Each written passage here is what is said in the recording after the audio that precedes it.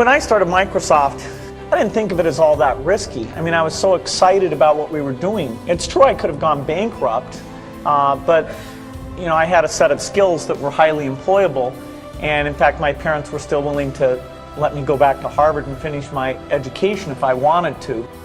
And so then I got this incredibly conservative approach that I wanted to have enough money in the bank to pay a year's worth of payroll, even if we didn't get any payments coming in.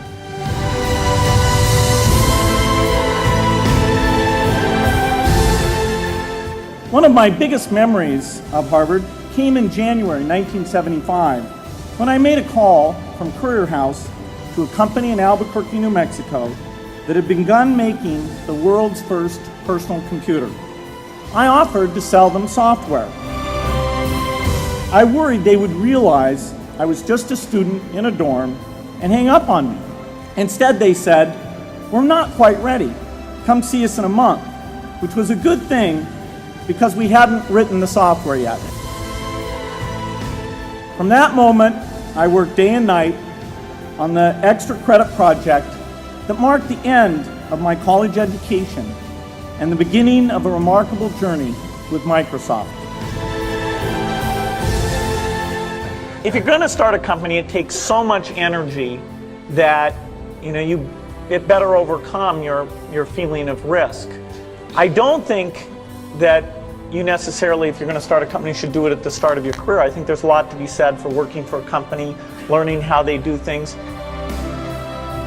When people are first skeptical and they think, "Oh, this kid doesn't know anything," then when you show them you've really got a good product and you know something, they actually tend to go overboard and they think, "Whoa, they know a lot. Let's really do an incredible amount with these people." So our youth, at least in this country, was a huge asset for us once we reached a certain threshold. Those problems that come with starting the firm, you better think of those as part of the pleasure, part of the challenge that is part of the excitement.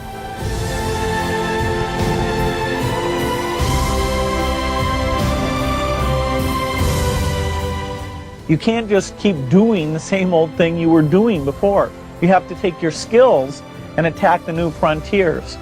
In the business of technology, you have to think about what are you missing? What is the research or customer feedback that you should be paying more attention to? And how do you keep that pace of innovation very, very high? How do you make sure you're hiring the very best people?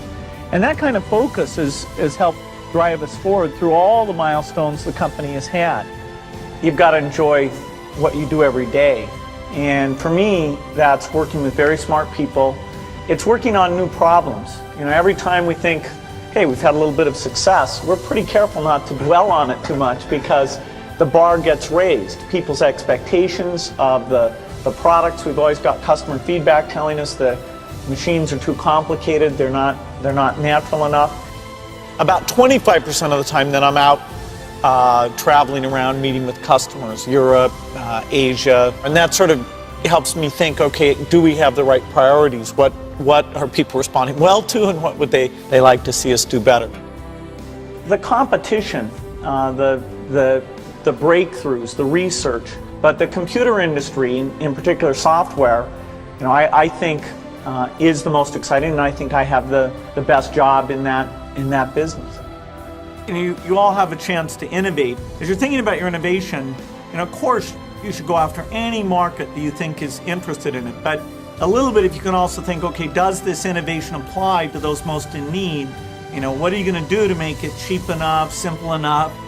Figure out how to get it so it really, if possible, can extend out to the poorest. I wish I had learned more about that at a young age, and so you have an opportunity to do that.